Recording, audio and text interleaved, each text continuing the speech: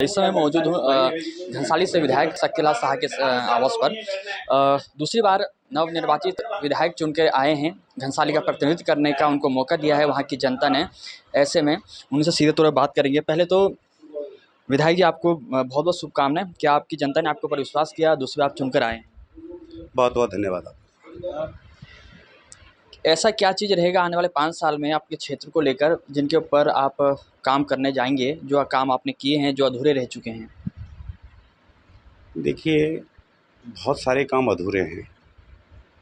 जनता ने हमारी विकासपरक सोच को समझा, माननीय मोदी जी के कुशल नेतृत्व को देखा, अपने प्रदेश सरकार के कुशल नेतृत्व को देखा और इस छोटे से कार्यकर्ता को पुनः दूसरी बार विधायक बनाने का काम किया।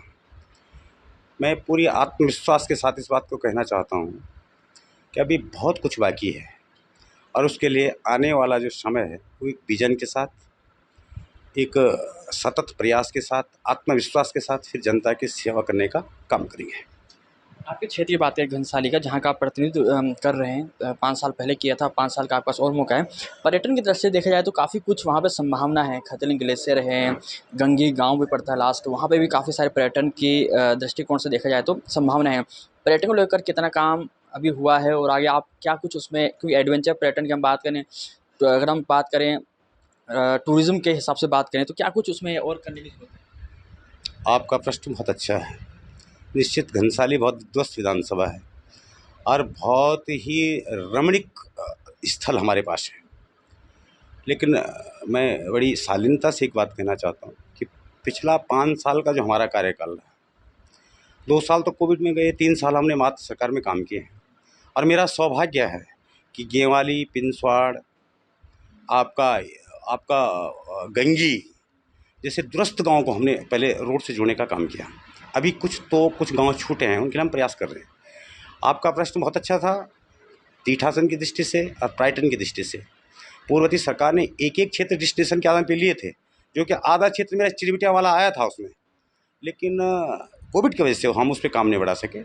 बाकी हमारे पास जराल ताल है, भांसे ताल है, मासे ताल है, आपका गंगे वाला कुछ कल्याणी है। और वहाँ तो स्वर्गीय इंद्रमणि बडोनी जी का बहुत बड़ा स्वप्न था, अपना खतलिंग ग्लास, हाँ, उसके लिए उन्होंने बहुत काम किया और मुझे मुझे अति खुशी होगी कि भारत सरकार ने उस क्षेत्र को, गुत्तो वाली जो बेल्ट है हमारी, उसको, हाँ, उसको कुछ कल्याणी को जोड़ने के लिए, उसको डेस्टिनेशन के लिए, उसके विकास के लिए, उसको पर्यटन की दृष्टि से आगे बढ़ाने के लिए एक टीम भारत सरकार ने वहाँ भेजी है। लेकिन मैंने कहा ना कि पिछले 2 सालों में कोविड से बहुत प्रभावित रहा है और निश्चित आपने कहा युवाओं का जो पलायन है, हमारे पास एक संसाधन है। क्या अगर हम पर्यटन की दृष्टि में और तीर्थाटन की दृष्टि में अपना फोकस डालने का काम करते हैं तो आने वाले समय में लोगों को रोज़गार पारक भी होगा और बहुत दूर दूर के लोग वहाँ पर्यटन लोग आएंगे भी। और इस पे हम काम है हमारा, मैंने कहा ना, हमारा मैनिफेस्टो में ये चीज़ जुड़ी है और इस पे हम इस समय सघन प्रयास करेंगे। इस बार चुनाव के दरमियान किस तरीके से रही आपके सामने? क्योंकि चुनाव था, कांग्रेस कहती थी महंगाई है, भ्रष्टाचार है, बेरोजगारी है, इन सब चीज़ों को किस तरह टैकल किया? और क्योंकि आप दूसरी बार चुन के आए हैं तो काफ़ी कुछ आपने देखा होगा क्षेत्र में, कि जिसके कारण आप दोबारा से विधायक वहाँ से नवनिर्वाचित बने। हमारे सामने कोई चुनौती नहीं थी। क्या मोदी जी के सामने, योगी जी के सामने कोई चुनौती हो सकती है?